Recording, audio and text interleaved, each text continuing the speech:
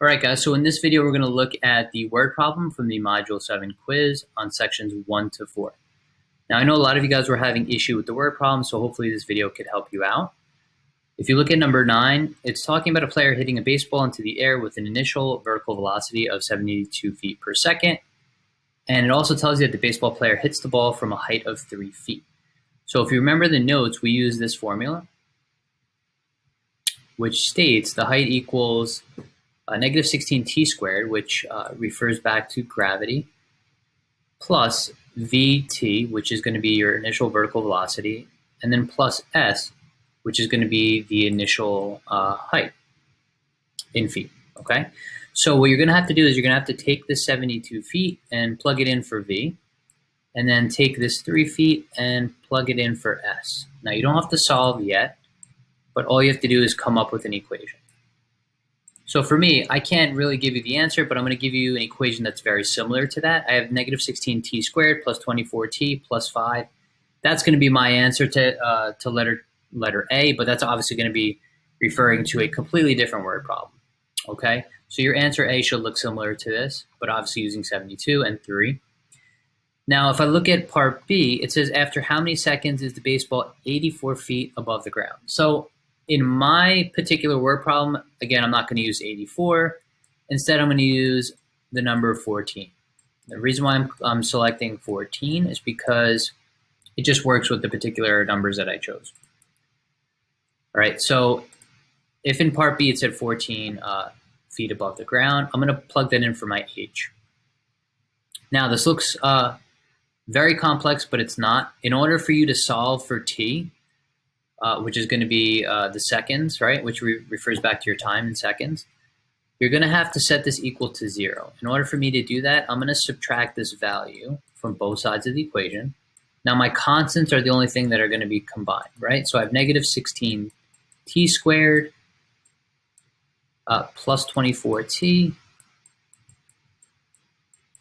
and then 5 minus 14 is going to give me negative 9 is equal to 0. Now we're kind of getting to where we need to be. Now, I know we've never really worked with 3 terms before. That's going to introduce us to our next topic, but I want you guys to work backward with this. Remembering the patterns that we used, this looks like I could use the perfect squares pattern, but the only difference is in the perfect squares pattern, I had a squared, okay, and then in this case would be minus 2ab, and then this would be plus b squared. All right. Now the difference here is that my a is negative, which kind of throws me off. What you can do is you can multiply this entire equation by a negative 1. What that's going to do is it's going to turn this into positive 16 squared, t squared. This is going to be minus 24t. This is going to be positive 9. Okay, and now this looks like the pattern that we learned from the perfect squares. All right, but we're not there yet. Now I need you guys to think, to work backward and think about this pattern, right? It says a squared minus 2ab plus b squared. So I know right away my a is going to be 4t, okay? And then we want to double the product of a and b. So if I'm looking at this middle, it says negative 24. So if I take 14, if I multiply that by 3, okay, by negative 3, and I double it, I'll get negative 24. So I know that's right. Now, because this is a perfect square, I could just put the square on top, and that will satisfy the equation. But just to show you guys the entire problem broken down, I'm just going to duplicate it. So 4t minus 3 times 4t minus 3. And I'm going to check to make sure that this is right.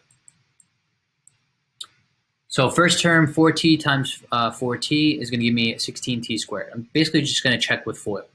The outside is going to be negative 12t. The inside is going to be negative 12t. If I combine, I'll get negative 24t. And then finally, I have my last term is negative 3 times negative 3, which gives me positive 9. So this works. This is the actual factor form. But I have to solve for t. In this case, since they're both the same, all I have to do is set 4t minus 3 equal to 0. I could just pick and choose any one of these. So it doesn't really matter. So let's just scribble out this one for a second. And let's take 4t minus 3 and set it equal to 0. If I add 3 on both sides, I'll get 4t is equal to positive 3. Divide 4 on both sides. And t should give me, in this case, 3 divided by 4 is going to be 0.75 or 3/4 of a second. Now, in your case, you're obviously going to get a different number. If you have 0.75 seconds, I know right away that's going to be wrong because your numbers are obviously completely different. But you're going to get yourself in the same scenario where you're just solving for the t.